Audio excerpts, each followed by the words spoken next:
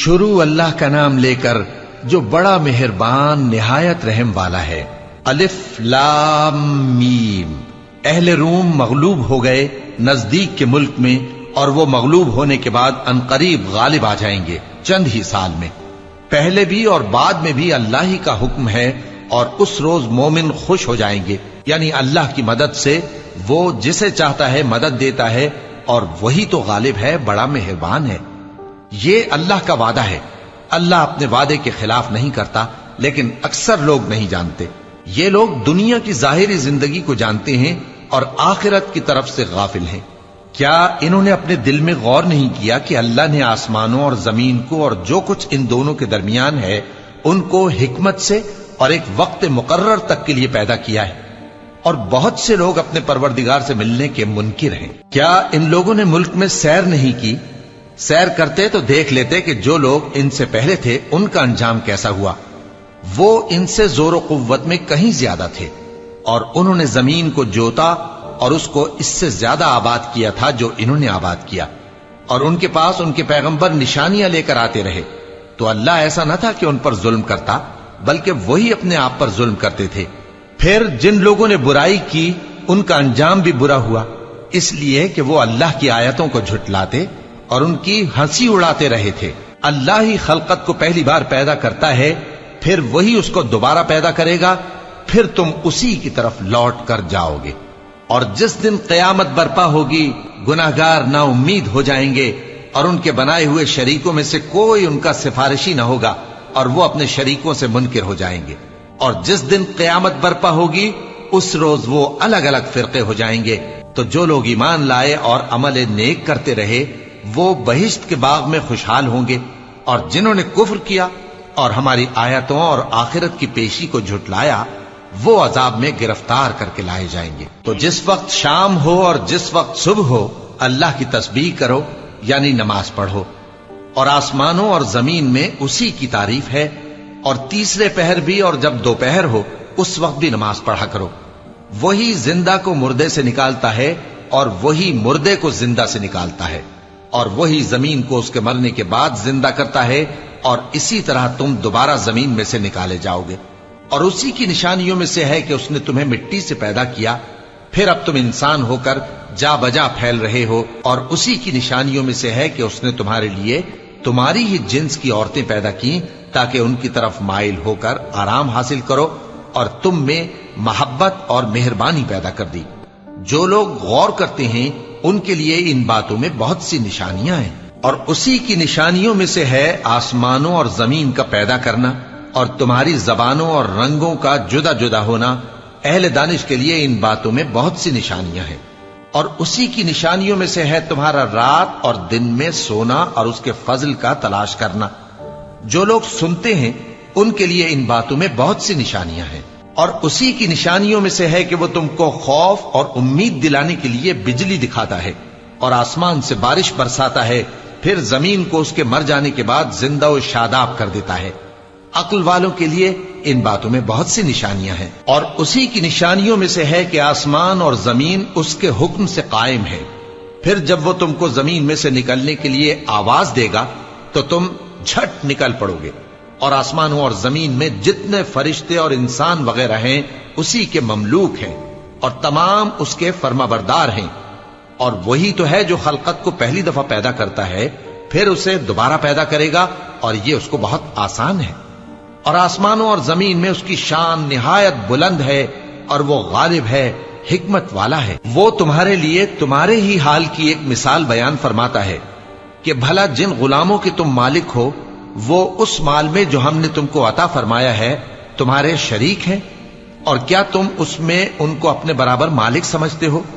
اور کیا تم ان سے اس طرح ڈرتے ہو جس طرح اپنوں سے ڈرتے ہو؟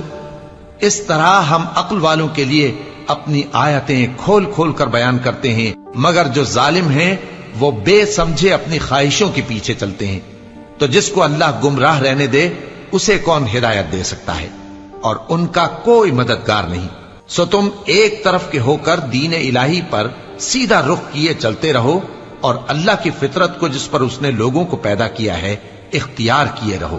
اللہ کی بنائی ہوئی فطرت میں تغیر و تبدل نہیں ہو سکتا۔ یہی سیدھا دین ہے، لیکن اکثر لوگ نہیں جانتے۔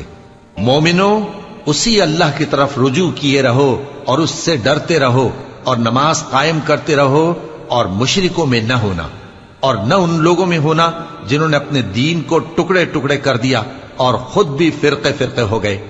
ہر فرقہ اسی میں مگن ہے جو اس کے پاس ہے، اور جب لوگوں کو تکلیف پہنچتی ہے تو اپنے پروردگار کو پکارتے ہیں، اسی کی طرف رجوع کرتے ہوئے۔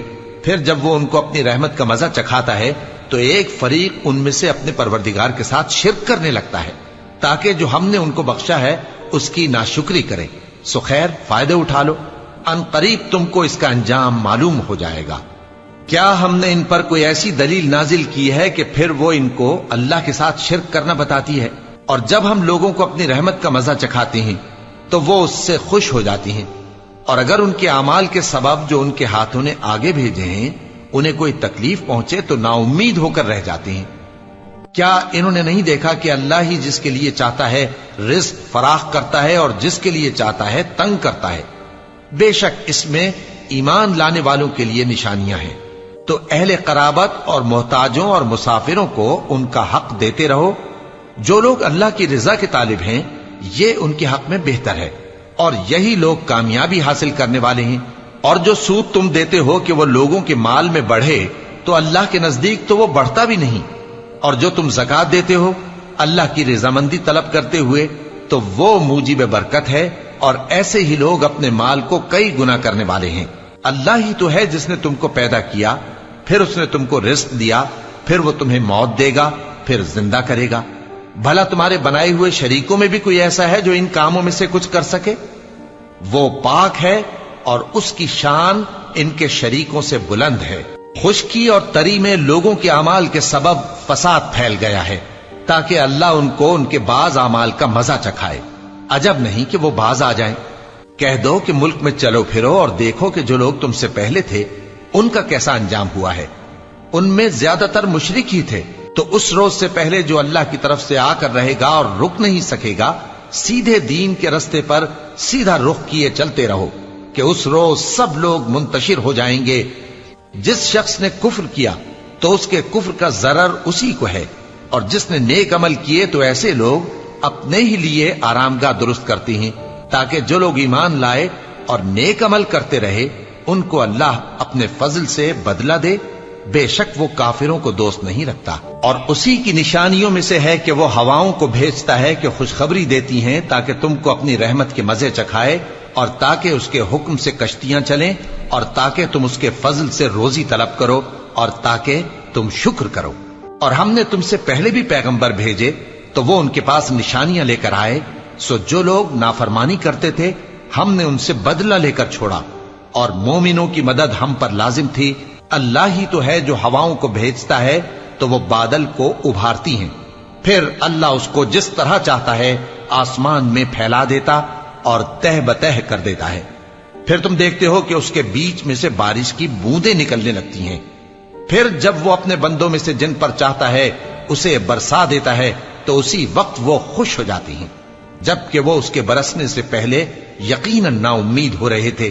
تو اے دیکھنے والے، اللہ کی رحمت کی نشانیوں کی طرف دیکھ کہ وہ کس طرح زمین کو اس کے مرنے کے بعد زندہ کرتا ہے۔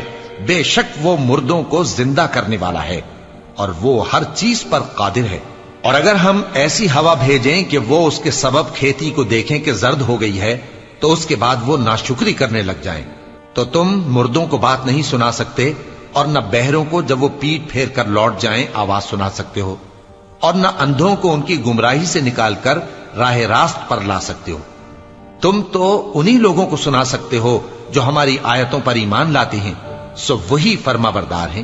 اللہ ہی تو ہے جس نے تم کو ابتدا میں کمزور حالت میں پیدا کیا، پھر کمزوری کے بعد طاقت عنایت کی، پھر طاقت کے بعد کمزوری اور بڑھاپا دیا۔